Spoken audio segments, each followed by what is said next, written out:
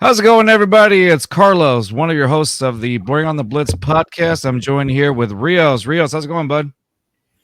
Man, what a week. And it's only Tuesday. And it's only Tuesday. Only What a Tuesday. week. And of course, we got Papi in the house. How's it going, Papi? It's going good, brother. It's going good. All right. Hey, so we got some training camp talk today, and then a little bit of wide receiver talk. All that and more after the intro. Hit it.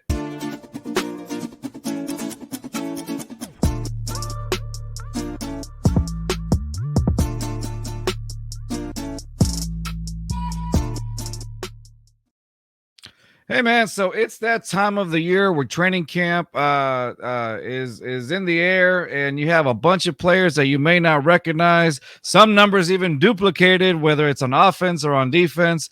And you're wondering to yourself, is this guy going to make the 53-man roster at the end of preseason? We'll find out, right? But these are some of the things that we see in training camp. Rios and I have gone to different training camps over the years, and there are times when even when we're able to see, all right, this guy wasn't able to make a cut this way, or this guy completely blew the play, whatever it was. In years prior, we have seen that. Today, I didn't get a chance to go with Rios, but I did get a chance to go with Papi over here. Papi, what was tell us, what was your first experience at training camp like? Well, it was really fun, man. Like going into it, like obviously you guys have told me about your past experiences. I didn't know exactly what I was expecting to see, but it was a fun time, dude. Like, like the vibes, like with all the fans there, they had the band coming out playing while we were waiting in line. And then once you got in there, everybody's just going to all the little booths and the team shop and all that. So that was pretty cool. Like the coolest thing was definitely, seeing the players come out or whatever. Because like even when you go to the game, like it's like you're never really that close.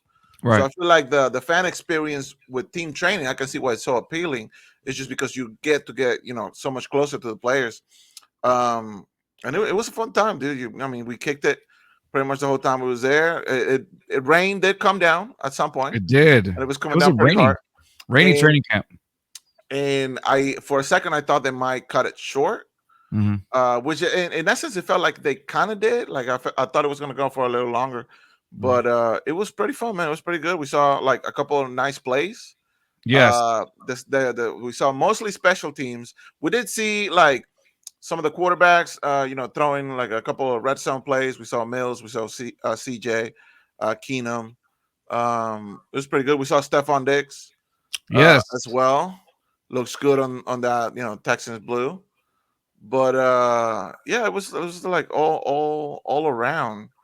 I don't know what you want to get into first. Like I feel like my biggest thing was all the players that were there and the players that weren't there.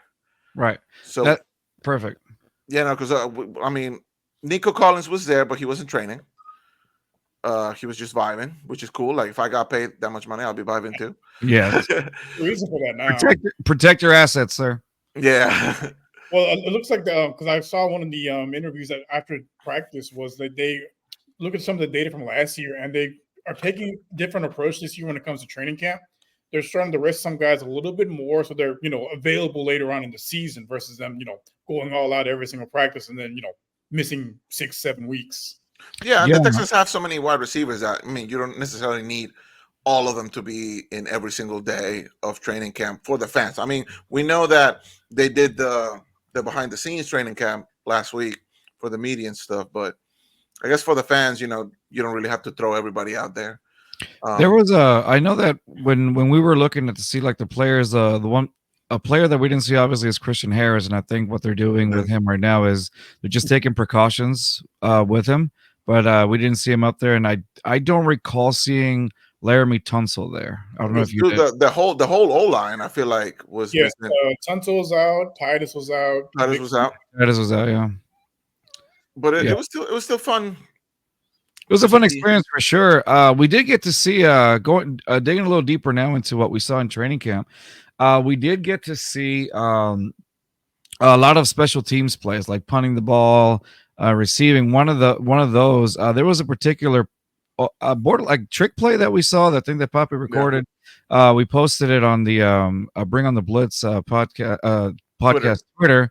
And it was a trick play, and Papi called a special team, special plays, and it was a Tank Dell play. He was lined up. I can't remember who the other player was on the opposite side. I think he might have just been like one of the people trying to make the team Mhm. right now.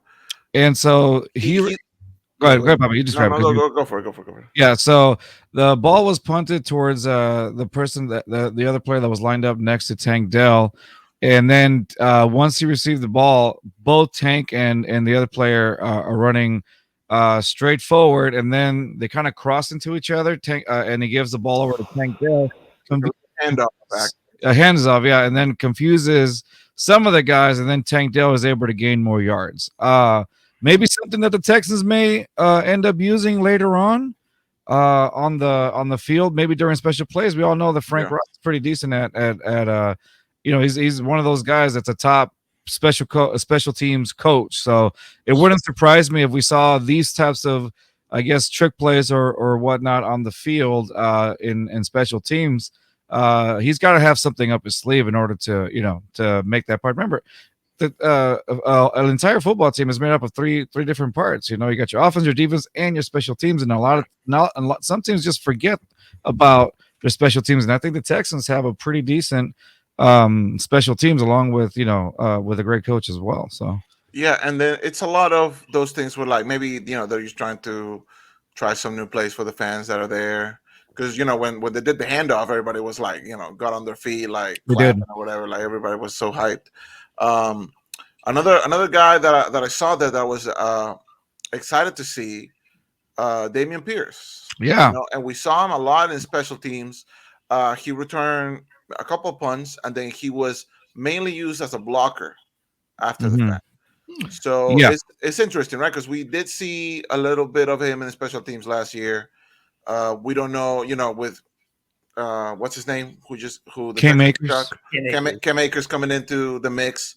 Now, does that mean Dameon drops down in the pecking order? Does that mean he's just going to be solely special teams? Like, we're not really sure.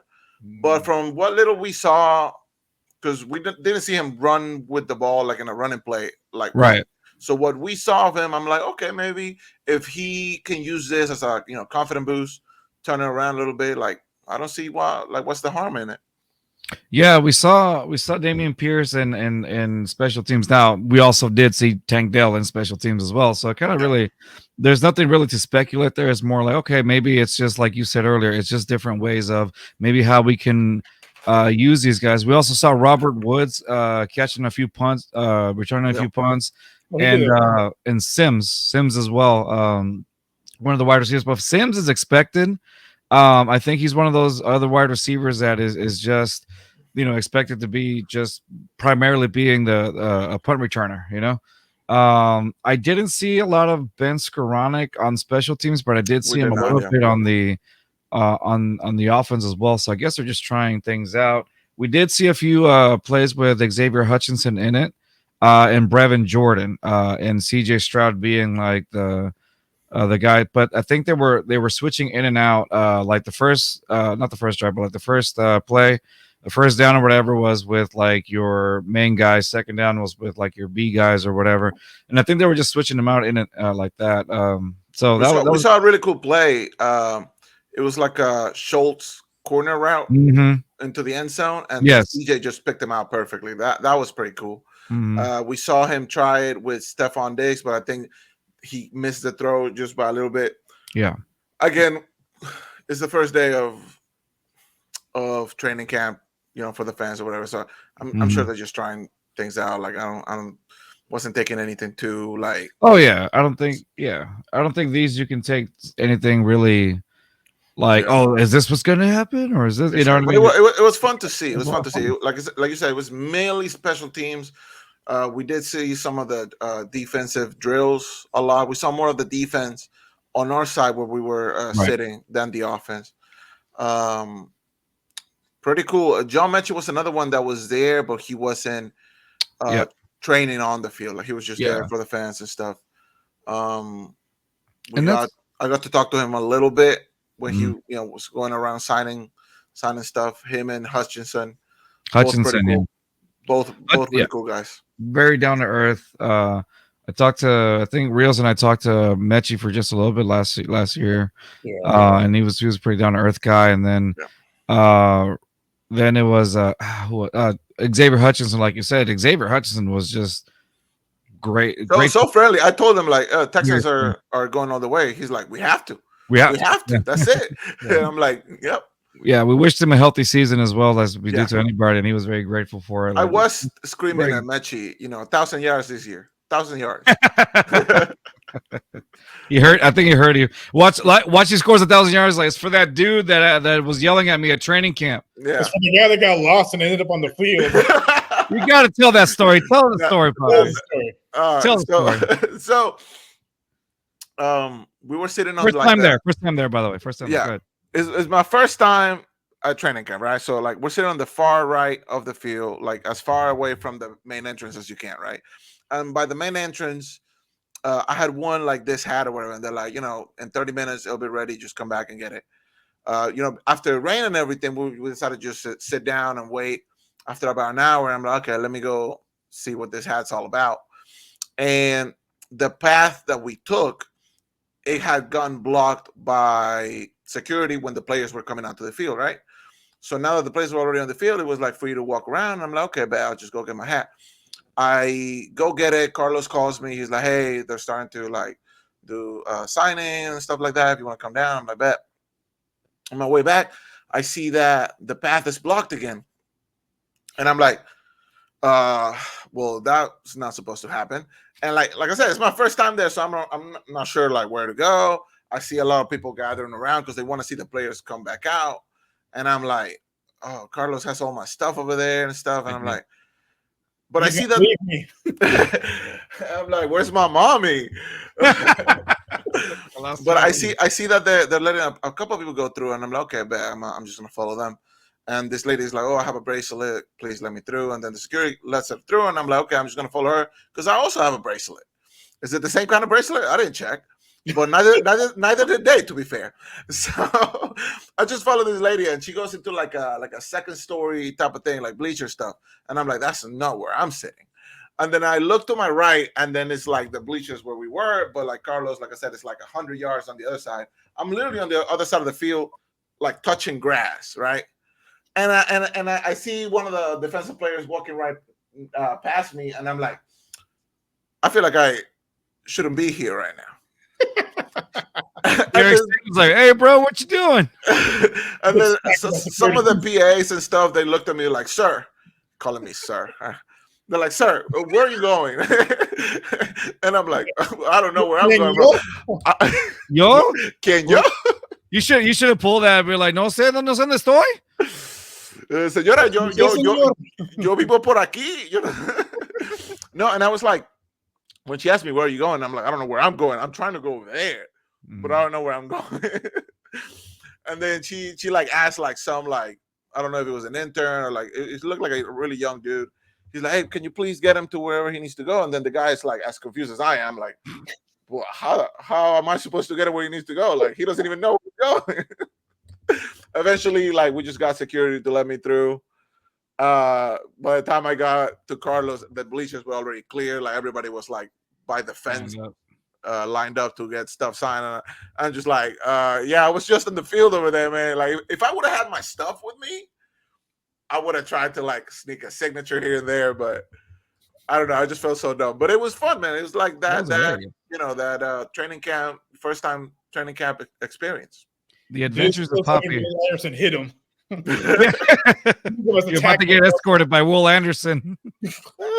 I got a really cool video of him, like super close, walking down the stairs with Tank Dell. So I was pretty cool. We'll post that. We got a few. I think I yelled at Tank Dell at one point, and then he waved back. Yeah. So Tank Dell waved. Nico Collins waved. Nico, that's right. Yeah. Like I said, he was just vibing, man. Everybody. We started that. We started that. By the way, we started that. We did. Start we did. That. We're not kidding. We really did start that. There was a guy that was screaming like the whole time for Mechie to come by, and that's when Mechie finally came by. Lassiter, we saw him doing an interview. Yeah, Kamari. We saw McNair. Cal. Yeah, they came by, like they signed your helmet. That's the same one you have back there, right? Right. It's the same one. So that one now, that helmet is signed by 3 people. Dante Robinson, cornerback for the Texans early on, number 23.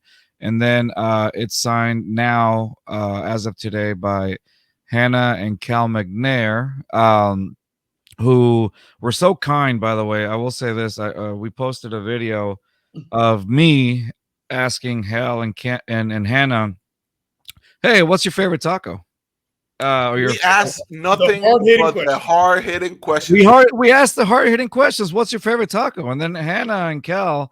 Don't spoil it. Nice. If you want to know the answer, follow us at Bring on the Blitz on Twitter. And now on Instagram, we're on Instagram now at BBlitzPod, just like the X thing there. I just didn't put it there, but see, we gotta plug it, bro. We gotta plug it. There you go. We're plugging it. But it's on there. It's also on the Esquina Instagram as of now. And if you don't follow them, please do. Their IG is at Esquina, just like how you see it. And of course, check us out on our new Instagram account at BBlitzPod, just like you see it. Ad is on there. And we will be uploading clips or whatnot and topics that we talk about. So well, let me ask you something, Carlos. What do you think was your favorite part of the first day of training camp for you? Honestly, it was seeing the players run drills. We saw, I think we were on the defensive side at that one point and seeing like Daniel Hunter and just like guys just go at it. Aziz Al-Shair was there also running. There. Yeah. Just they were kind of like, they were like doing a lot of by the way, defense, they're all massive. Yeah. They're like the biggest human beings I've ever seen, just walking around, just chilling. Not just them. If you stood next to Laramie Tunsil, that's one of the few times in life I feel tiny. Mm-hmm.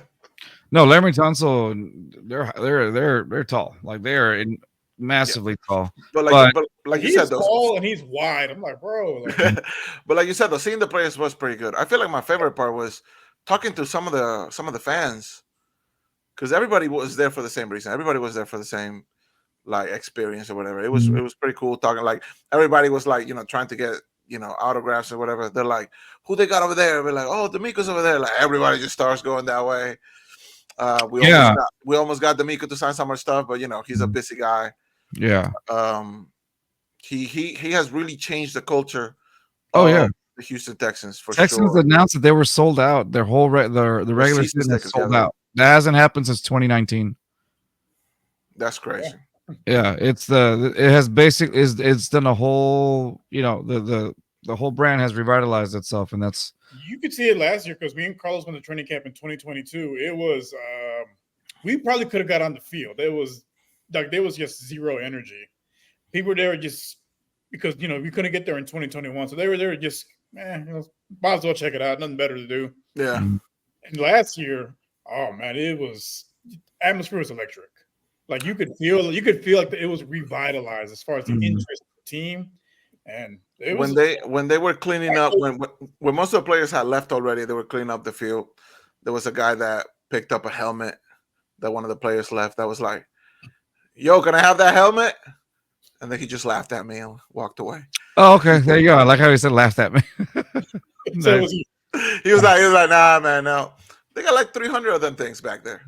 You ain't gonna miss one. You're not gonna miss one."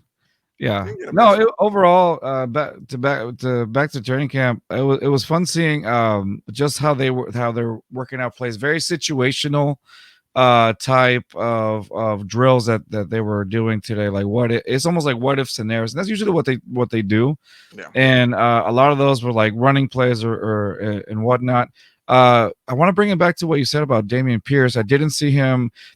I didn't see him really run any running plays. And when he was with CJ, they was used mostly as a blocker instead of the running plays. We did see Cam Akers do a run or so.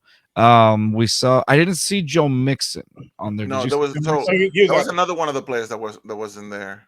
With him, they're gonna, from what I've been reading, they're gonna try to take it a little bit easy on him just because he has a soft tissue issue. So he's he was there, but he wasn't like I didn't see him in any of the What was Stover? A lot of these guys, they're gonna take it easy with them. Rest days, so they're ready for week one, and they can be out there for the majority of the season. I really wanted to see some offense on defense stuff more, but I'm sure they'll do more of that, in the next coming days. I know you guys are going tomorrow.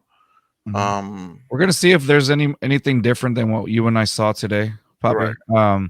And we're gonna see if because today we did notice a lot more special teams work than we're used to. Like Rios and I, when we go, we usually see remember I told you at the end, usually at the end they go, the offense and defense goes, but I think they're like Rios said, they're changing Taking a it little bit. easier, a little bit, yeah. Yeah, making it a little easier so to avoid injuries. I mean, heck, last year when we went, we saw Jimmy Ward just pop Dalton Schultz like I don't know, like, dude, this is training camp. They carried him out. Remember, he lost his he knocked the wind out of him, but knocked the wind out of him. Like we were, I want to say a good 100 yards away. We could hear that pop. You could hear that, yeah. It was loud. It's just like Doctor Strange when he hits you and your soul leaves your body. Yeah, same thing. Exactly. That's exactly what happened. But no, it was fun. But Rios and I are going tomorrow. We're gonna shoot some more content or whatnot and see if we could talk to more players and maybe ask them what their favorite taco is, or maybe ask them something else. There is no wrong answer when it comes to tacos, unless they say Taco Bell. Then you know what? No, that's the wrong answer. Leave the field. All right, man. We're out of here. Yeah. All right, so I think that's much of what we took today from training camp. It was fun, seeing the drills that are working out. A lot of situational football. There you go. I was gonna say sequential. Situational football, like what if in this scenario, especially with the linebacking core. Great to see Aziz Al-Shair, like we said. Awesome to see that the Texans have a true Mike linebacker now. To direct the defense where it needs to be. Dameon Pierce being used on special teams. That was interesting. Still punt returning along with Robert Woods and Sims for sure. Some Tank Dell trickery along with somebody else. So maybe some plays that the Texans may see that may use later on. You never know. But those are the takeaways, and of course, CJ Stroud hitting a few, people on the end zone as well. Yeah. Couple, was it one or two misses? Did we say one or two misses? The one or two misses. The Stephon Diggs, and there was somebody else. It was a different wide receiver that, I guess the defense just closed them down. Too much. But we were like on the opposite side, so it was hard to tell. But it was still pretty good, man. It was like I'm definitely going back next year. Like definitely. Yeah, it's a must. Let's go with Rios. Let's transition out of training camp now. Rios, you wanted to bring up a specific topic. Take the floor, man. Yeah, so this was came out I want to say about 2 weeks ago. It was a guy that was on Mina Kimes' podcast. She works for ESPN, and they brought up an interesting topic. And it's something we have mentioned before. So the topic they had brought up was, do you really need an elite receiver, to not just make it to the Super Bowl, but actually win it? And the guy that was on the show brought up some good points, and he brought up Andy Reid, because Andy Reid came from he was in Green Bay with Mike Holmgren. So his philosophy was, you don't need a 1A receiver, you don't need an elite guy. And like Green Bay has, outside of Devontae Adams, they've never really had a guy that would be considered elite. It's been a bunch of guys that are like, B, C level receivers, but they have a whole, arsenal of them. And Green Bay has won 2 Super Bowls. And Andy Reid has took the same philosophy to Philadelphia. Outside of, Terrell Owens, the couple years he was with the Eagles, they still made it to the Super Bowl because, T.O.'s top 3 all time as far as wide receivers go. But they didn't win it. And Andy Reid took the same philosophy to Kansas City. Tyreek Hill, you could argue he was somewhat elite in 2019 when he was there, but I think you don't need an elite wide receiver, because if you look back at the last 10 years, there's no real elite wide receivers to win it. Tyreek Hill may be somewhat elite, but at that point in time, it was more Mahomes than anything else. Usually the guys with the elite wide receivers were on the losing end. Julio Jones. Yeah. Megatron. Well, what do you got? So let me ask you this. Look, are we just strictly talking about wide receivers? Yeah. Because I mean, if you really want to get technical, the number one receiver in the Chiefs is Travis Kelsey. You know Yeah, that that's actually going to bring you to my next point. yeah, because Brady also had Gronk and Edelman, right? So We're it's talking like about wide receivers, though, not wide yeah, receiver core, but the actual wide receivers. right. So if because yes, like technically Mahomes doesn't need a elite wide receiver, but if an elite tight end wasn't there, then does he get found out a little bit more, right? Because Well, you need like when it's third and long or whatever, and you need a first down, you're looking to your number one option, and for Brady it was Gronk, and for Mahomes was it is still Travis Kelsey. Um, it kind of gets iffy, right? But if we're taking the tight ends off the board, Yeah. then definitely not, man. Like, well, yeah, so the reason they brought it up because all these receivers are starting to get big time money like the quarterbacks, like they're yeah, getting into right. 30 millions a year. because you look at Lamar as well, right? Like Lamar, he likes to run it more so than throwing it. Not that he's a bad thrower, but like he doesn't really need elite wide receivers in that and the scheme that they use. Yeah. So I guess it depends. It's like a case by case type of thing. Well, with the Ravens, like their scheme is great for the regular season, but as we've seen in the postseason, when he needs to pass the ball, it's been a bit of an issue. It's Yeah, not because he doesn't have that number one option, right? Like going Right. against Mahomes, Mhm. like the Mahomes Kelsey connection, you already know that. And even if you want to double him and try to stop it as much as you can, that's when those like second string, third string wide receivers get their moment with a player like Mahomes who can extend the play, Right. who can come out of the pocket and throw the ball sideways, halfway falling, and still get a catch out of somebody. So with Lamar's, because he doesn't have that, because he hasn't really needed that like in the regular season. Mhm. But the postseason is different. In the postseason, like that's what he's lacking. I mean, obviously the Ravens are not changing their scheme, but like adding more weapons to him. I mean, it's gonna have to be like a wait and see situation for that. Yeah, Right. interesting situation with Josh Allen because he's had Stephon Diggs when he's finally turned around. And That became is true. That is true too. and now That is he true. doesn't have that. But I guess it depends a lot on the quarterback that you have, right? It does also. I think that the quarterback play also is you have to consider that as another variable to that. I mean, to me, I think ideally, I don't want to say, well, you can have a receiver that could be your number one guy. Just because you have a number one guy doesn't mean that's your elite receiver, right? Could we agree with that? Right. Almost definitely. Like Yeah. Collins last season, he was for the most part of the season, he was the number one guy when Tank Dell went down. But Right. I don't think most people will call him an elite receiver. Top 12, 15. Dependable at least, right? Like you're definitely your wide receiver one. Wide receiver one again doesn't mean elite, but if Right. you have at least a wide receiver once, a guy that's dependable, and then you can surround him with a good, Other some good dependable depth, some quality guys that can get some separation from the corners from the corners and anybody. I think that pretty much puts you in a pretty good situation, doesn't it? It does. But when Green you Bay ask Packers. Look, who's their number one guy? I can't even name half the receivers on the Packers, but look at the numbers that Jordan Love put up. right, so when you ask the question, would you rather have one elite wide receiver and then like below average core, or just like an average core, Or a good rather than- goal. or Yeah. a good rather Good than average. I feel like that really, like, the difference maker there is the quarterback. You look at Green Bay, the perfect example. The quarterback that they have was good enough to make it so that you didn't miss not having like elite wide receiver options. You look at CJ last year with a wide receiver core that we like everybody was thinking like it's a little bit suspect, it's a little bit unproven, and CJ made it work. You look at Mahomes, losing Tyreek, and the very next year still, elite.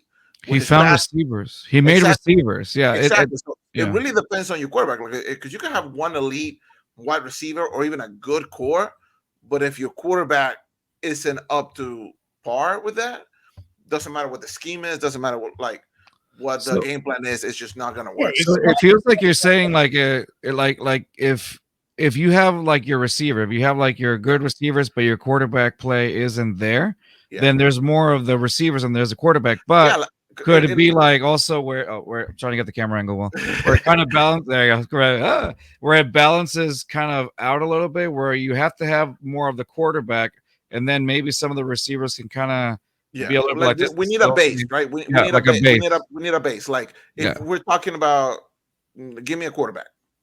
Brock Purdy. If we're talking about Brock Purdy, wow, that was quick. I would love to have a good core around him. Yeah. Rather than one elite wide receiver. But then you're talking about give me another one. Aaron Rodgers. Aaron Rodgers with an elite receiver, that's game changing to me. I would argue Garrett Wilson's on the cusp of being one of those guys. He doesn't have consistent quarterback play because he was the number one guy at Ohio State. Exactly. So I feel like it depends on the quarterback. Like if the quarterback is the same amongst all teams, like the same level, then I feel like a good core is better around him. But with specific quarterbacks, I feel like you much rather have an elite wide receiver. You know, like look at the Dolphins. Like Tua's really good, but Tyreek being on that team and being able to beat the man-to-man took him to another level. And Jalen Waddle, you're surrounding him. And Jalen Waddle could walk in. He could waddle into it very much any team and be wide receiver. I'm sorry, I had to do it. I'm not sorry. I did it. Well played, sir. Well played. Good job. You go into any team and be like their wide receiver one, right? So like, but Tyreek being there, it just takes it to a whole different level. Okay. But I would argue so with that because again, elite wide receiver, but they have nothing to show for it. And he's been there a couple of years now. Yeah, but is that their fault? Because the defense has been solid, but now this offseason, I feel like the defense for the Miami Dolphins has taken a little bit of not a nosedive, but they've regression. I would argue their biggest strength last year was their offense. I mean, they were lighting up the score, but they dropped 70 on the Denver Broncos early on. But it was the Denver Broncos. They cooled off tremendously, and it fell off. And having that elite wide receiver. Well, they were also dealing with some injuries. Like Tua wasn't completely healthy all year as well. So Rios, would you prefer the elite receiver, or did you say the group? I would say a solid group of receivers because that's been the teams that have won the Super Bowl. The winning formula, but it's been like the quarterbacks that we mentioned, right? Like the Mahomes and the Brady's, who like make good receivers out of pretty much anybody. Because it's gonna be one of the situations where it's Stephon Diggs when he was in Minnesota, elite wide receiver, below average quarterback play, but they had to pay him, and they did, but it just. I think I forgot who had mentioned it. It was an interview that came out recently. Like, someone is saying that Stephon Diggs was a diva, this and that. But they're like, look at the situations he was in. He was in Minnesota, and they transitioned into being more of a running team, but they weren't winning. And he wants to win, so he went to Buffalo. Team he thought would give him a better chance to win. Right. He came close many times, but it just couldn't get over the hump. And then last season, they started transitioning into being more of a running team. You saw his targets go down after like week 8, week 9, and he felt like it wasn't gonna work there, so he wanted out. And here he is with a quarterback that's one of the top young quarterbacks in the league, hoping that maybe this is what gets me over the hump because I want to win. So from what we've seen is that he's actually been very influential to like guys like Tank Dell and John Mechie. We've seen them literally be like side by side, and then we've seen a lot of the mentorship that Stephon Diggs has provided since he's gotten to the Texans in the last few weeks. You see it all over social media. You see it in early training camp that happened last week when he was kind of like coaching them up. And then, like, you could tell that Tank Dell just immediately looks up to Stephon Diggs. He's trying to get to that level. So, based on your question here, Rios, about the group of guys, I mean, I think the way that the Texans have done it this year, and we've talked about this relentlessly, they essentially did that. You have an elite wide receiver, which we would say we would all could agree on, and Stephon Diggs, but they surrounded C.J. Stroud with I wouldn't say a good group of wide receivers. I would say a pretty great group of wide receivers. So essentially, the formula. Are we saying that because they are great, or are we saying that because CJ has made them look great? I would argue it's only been a year with CJ, so right. He's elevated their level of play. He has. He's definitely raised the floor. Yes. but has he raised their ceiling? So do you I feel like think? we're gonna have to see that this season. Do you, oh yeah. So do you think that Also, Tank he's Dell not would going have been to successful in another quarterback with another quarterback? it This wide depends receiver As core, successful. Sorry, as successful. as successful as last Yeah. year, to a Mm. different quarterback. depends. Like, is Brady coming back out of retirement, man? Like, No, I mean like with I don't know. Give Well, me a maybe somebody. quarterback. I'll give Trevor you a good Lawrence. I'll give you a good example. Trevor Lawrence, no, During they wouldn't have been the that successful. preseason last year, when Davis Mills was out there at quarterback, and he was throwing it at the receiver's feet, and Tank Dell, during the plays, like, hey, hit me up here, don't throw it down there. Yeah. hmm Okay. He's like, I know I'm short, man, but I'm not. Like he's Not that. he's 5'9", 5'10". Like you don't need to throw at his feet. Mhm. So, like I said, it really depends on the quarterback. But I think with a quarterback like CJ Stroud, he elevates. He's one of those guys like Brady and Mahomes where they elevate the floor of the receiving room. Because we seen Tom Brady took guys that were working at a gas station. Hey man, you want to play for the Patriots? Come through, get a ring. There you go. All I right. mean, Well, no, definitely. Like, and this season, the Texans, if the like, if Stephon Diggs is gonna be like the elite, we'll label him as the elite out of the group.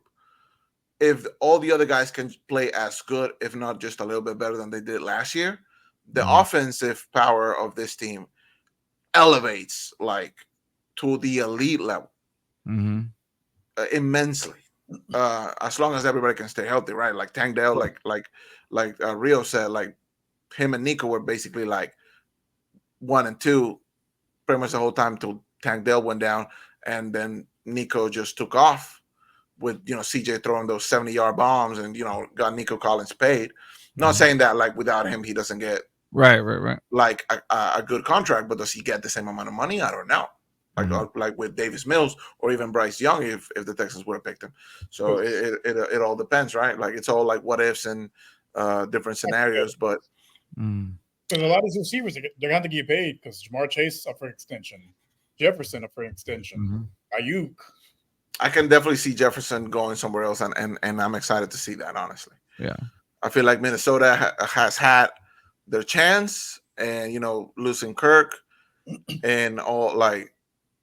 Just all of it. I feel like their window has already passed, if there was ever one. And I'm excited to see Jefferson. I don't know, the Bengals or something. All right. Final thoughts, guys. What do you think? Well, like I said, with that cap hit, so the reason I brought up, because all the receivers are making big money, the quarterbacks making 50 or approaching 60 million a year. It's going to be kind of hard to have these elite quarterbacks and elite receivers on the same roster. Yeah. It's just going to have to make a You got to make a choice. Yeah. The example is going to be Dallas. Who are you going to pay? Because you got to pay Dak, you got to pay CD. And how old is CD? How old is CD Lamb? He's in the final year of his rookie contract next year. Okay, I feel like you pay him, you let that walk, or you trade him. But then what do you do in the quarterback position? And then you also got to pay Michael Parsons. Because you have CD, you can get CD Lamb, but who's going to throw it at him? Yeah, exactly. Get somebody else. That was the reason they had brought up that topic, because get Russ with these contracts. Like you're really going to have to find a balancing act. Hashtag bring Russ to Dallas. Lucky because they have a quarterback that's on his rookie deal, so they can go out there and add these expensive pieces. But once you have to pay CJ, we're going to have to revisit this conversation. Like, hey, having to make some tough decisions as far as. Yeah, but that's going to be in a couple of years. Let's not ruin the right now. Yeah. All right, guys. Well, hey, listen, it was a great conversation. That's going to be it for our show this week. Stay tuned. Yes, to our X account and now our Instagram account, because guess what? There's a chance that we are going to have John McClain, a Hall of Fame sports writer, sometime soon. We're still working out the details of when, but we will have him on soon. Yes, the legendary John McClain. So, was that from Die Hard? Yeah, exactly. No, for a Hall of Fame sports writer, John McClain. There you go. All right, guys. Again, if you haven't, subscribe to us at our YouTube channel at B Blitz Pod, like it says here, and of course our X account at B Blitz Pod, part of the Areskina Podcast Network. You can also follow the Areskina Podcast Network on their Instagram account, just like it shows right there at the bottom. Their IG account at Areskina, and of course the X account as well at our esquina, just like it appears there. And again, we just got a Instagram. Follow it up at B Blitz Pod. That's going to be it for us this week. Thank you, gentlemen, and we'll have some more training camp stories next time. Hopefully, none of us gets lost this time around on training camp. But if you do, get me a helmet. Yeah, exactly. Get me a helmet. I got All right, guys. Till next week. Peace. Se me cuida.